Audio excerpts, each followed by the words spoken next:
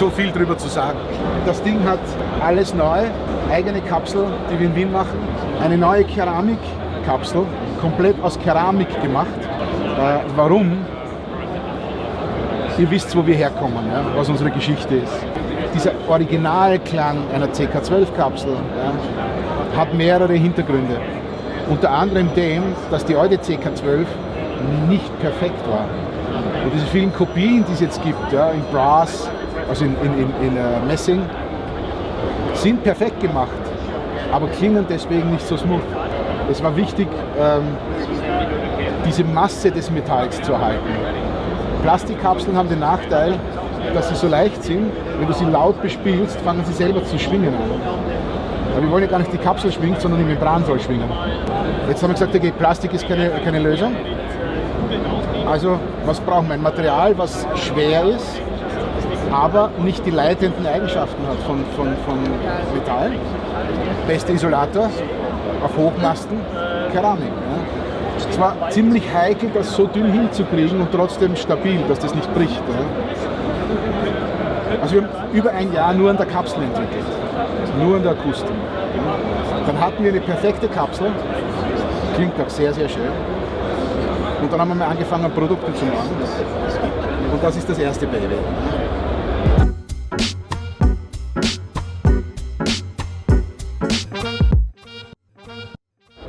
Sieht auf den ersten Blick aus wie ein Large Condenser Mic.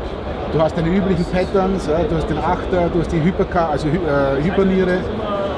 Da siehst du aber eine Doppelniere, Omni und den mysteriösen 5. Punkt. Natürlich Abschwächer und Hochpassfilter, die üblichen. Aber das Interessante ist, wir haben uns sehr konzentriert, was könnte man jetzt machen, um nebst einem perfekten akustischen Mikrofon den modernen Workflow ein bisschen zu unterstützen. Und wir wissen, unsere Branche ist nicht unbedingt immer aufgeschlossen. Also wir haben durchaus konservative User. Wenn er das will, XLR-Kabel, ganz normal, dran, spielen und du suchst dir deine Patterns aus.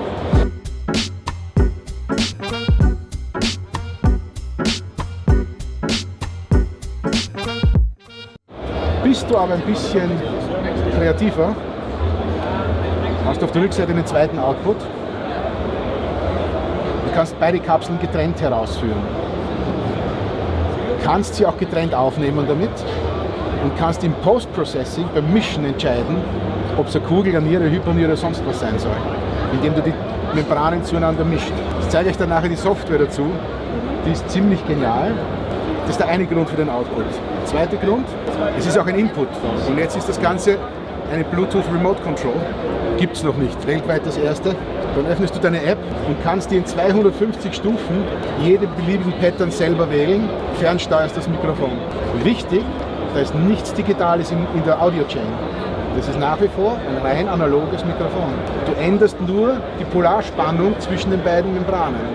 Also eine reine analoge Fernsteuerung, indem du ferngesteuert jede Art von Pattern einstellen kannst. Zusätzlich siehst du hier die letzten 60 Sekunden des Input-Signals. Wenn irgendein roter, sprich Clip kommt, siehst du ihn hier und kannst Attenuation Pad einhauen. Sprich der Drummer beim Soundcheck, ja, spielt nicht so laut, wie er beim Gig spielt. Und dann gehst du ins Clipping, brauchst nicht auf die Bühne gehen, sondern hast einfach eine Attenuation Pad.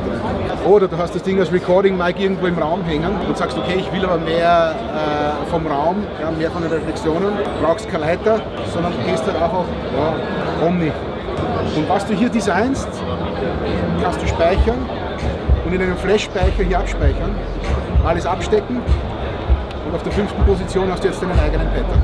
An sowas hat bis jetzt noch keiner gedacht.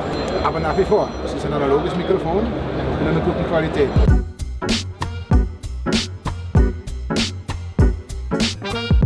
Du hast jetzt beide Kapseln aufgenommen.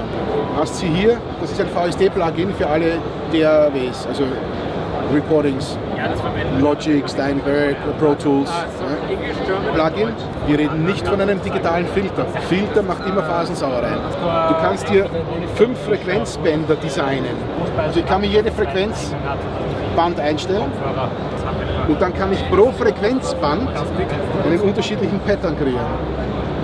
Heißt, Das Mikrofon, die 2 Spuren, die du aufgenommen hast, machen dir zum Beispiel Tiefe und tiefe Mitten eine Kugel, obere Mitten mache ich Cardioid und in High Frequencies mache ich Hypercardioid.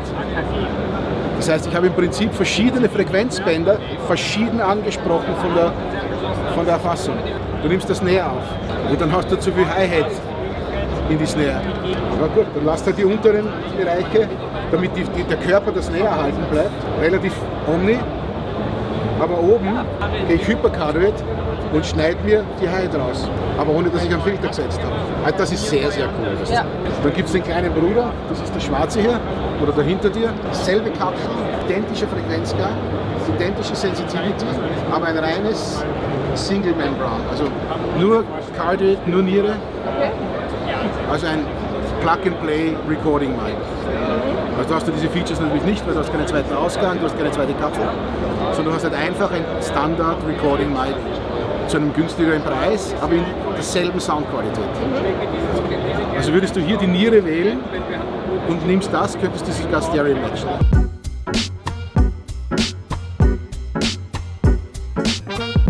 Das sind einmal unsere größten Launches, Remote Control. Und dann haben wir unsere Hi-X, High Excursion Headphones.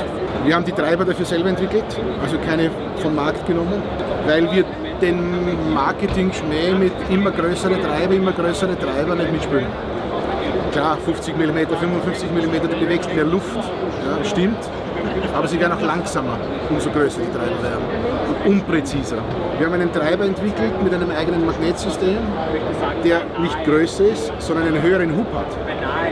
Und damit bewegt er genauso viel Luft, aber viel exakter und schneller. Und das ist das neue Baby.